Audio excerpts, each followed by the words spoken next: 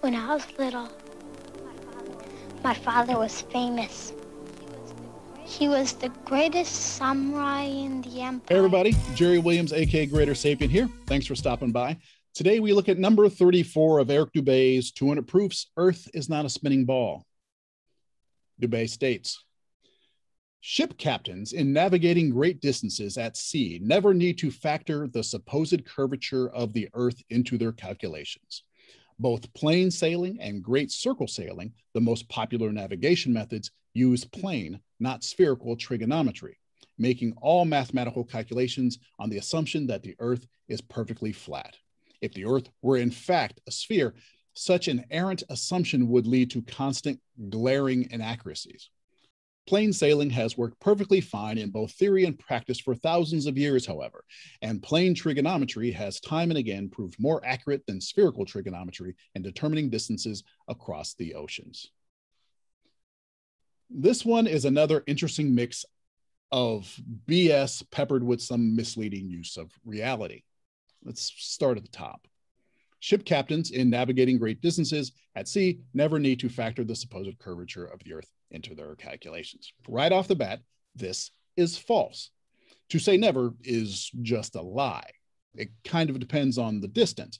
Most sailing isn't done over great distances, and in relatively short trips, local flat mapping is accurate enough. But when going actual great distances, great circle paths, which are based on the Earth being a globe, are most efficient. But though I don't know this from experience, it seems great circle navigation is more complicated in that the bearing of the craft has to be adjusted more frequently, while plane navigation, making use of a rhumb line, which is a projection from a globe model onto a flat map, is simpler to steer and only a bit less efficient distance-wise. He says, making all mathematical calculations on the assumption that the Earth is perfectly flat, which of course is a claim he cannot support.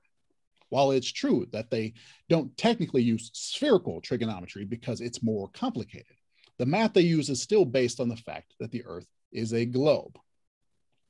Now, I know this will get a bit repetitive, but I wrote all of the above off the top of my head. And then I thought maybe I should drill down a bit on the use of a rhumb line in navigation, but maybe I should find a description online to quote. So I did a search for a rhumb line sailing, and this is what I came up with on the first hit.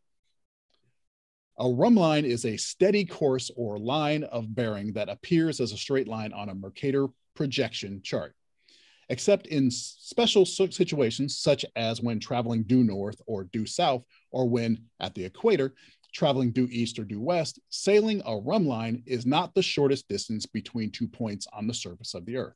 The shortest distance between 2 points on the surface is a great circle. The problem for navigating is that sailing a true great circle would require constant changes in the course steered. In most cases, for voyages of short distance, the difference in length between a great circle route and a rhumb line route is minimal. At high latitudes for long voyages, the differences can be large. In those cases, the navigator generally breaks the great circle route into a series of short rhumb line courses so that the helmsman can be given a fixed course to steer for several hours or so. And that's just funny, because isn't that just what I said? So it's funny what you pick up through reading and listening over the years.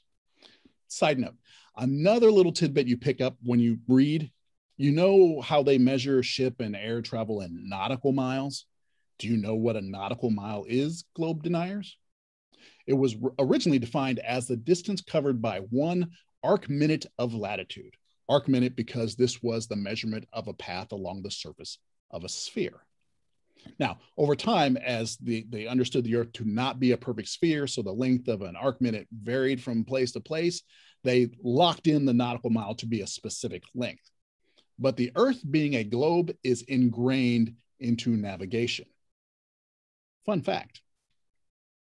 Anyway, plain sailing isn't more accurate, just simpler.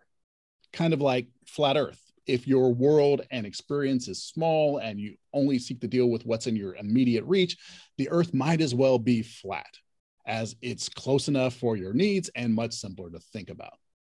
But me, I'm not bothered by a little complexity. My world is bigger than that. That's my job. That's what I do. I don't lose. I win. Is there no one on this planet to even challenge me? Maybe you came by to congratulate me on last night's victory.